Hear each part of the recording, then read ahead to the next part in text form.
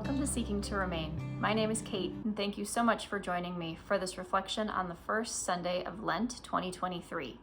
If you were here for the Ash Wednesday video, thank you so much for coming back. And if it's your first time, welcome. I'm so happy that you've clicked on this video to take a few minutes and dig a little deeper into the Sunday Gospel. We're going to jump right in with the first portion of our Gospel from Matthew.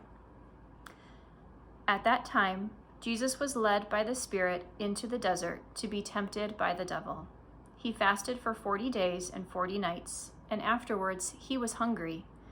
The tempter approached and said to him, "If you are the Son of God, command that these stones become loaves of bread." He said in reply, "It is written, one does not live on bread alone, but on every word that comes forth from the mouth of God." So chronologically speaking, this temptation in the desert, these 40 days, comes directly after Jesus was baptized in the Jordan by John the Baptist. In Matthew's Gospel, we had this huge baptism event where Jesus comes to the Jordan, he's baptized, the heavens open, the Spirit descends, we hear God's voice. It's this amazing image of the Trinity. And then Jesus disappears, and he goes into the desert to pray and to fast for 40 days. He's preparing for something. His followers don't know. He has very few of them at this time.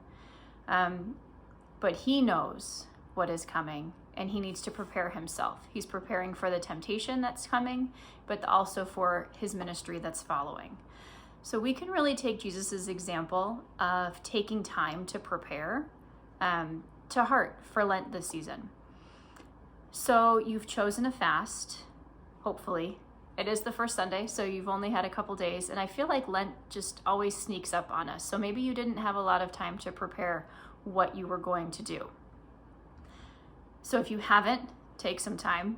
Think about what God is calling you to this Lent. Maybe it's something as giving up some type of food. Maybe it's at beginning a new practice, a new spiritual practice. We talked a little bit in the Ash Wednesday video about what you can be fasting from. For today, thinking about how Jesus went to the desert to fast and pray in preparation, I'm curious if you've thought about what God is calling you to become after Lent. What is he preparing you for, and how is he using this fasting time to prepare you? We can't know what God has in store for us tomorrow, much less 40 days from now. But we can ask. We can think about our fast, and we can see how God is calling us to perhaps greater discipline, self-discipline. Maybe he's calling us to become more courageous. Perhaps he's calling us to have more patience with ourselves or with others. Maybe it's to find more joy in simple, ordinary things instead of looking for grand gestures. What is it that God is asking of you to grow in for this season? Where do you hope to go?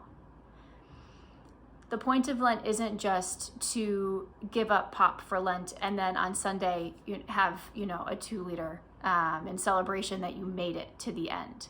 If you gave up pop, that's great. Definitely celebrate when Easter comes. But what is deeper in that?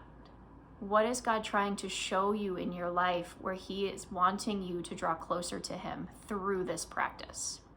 And if you're not sure what God could be trying to teach you from your Lenten practice, I wanted to give you the 12 fruits of the Spirit as listed by the Catechism as a place to start, as things to reflect upon that maybe you can see how God is teaching you and training you and trying to give you more of one of these fruits in your life. The fruits are patience, modesty, peace, charity, gentleness, kindness, self-control, chastity, generosity, goodness, joy, and faithfulness. We could go on and on about the fruits of the Spirit as well, but I promised you a video of 7 minutes or less, so we're going to end it right there. I'd love to hear in the comments if one of those fruits of the Spirit you're seeing cultivated in your life through your Lenten practice. I hope that you have a blessed week, and I will see you next week for the second Sunday of Lent.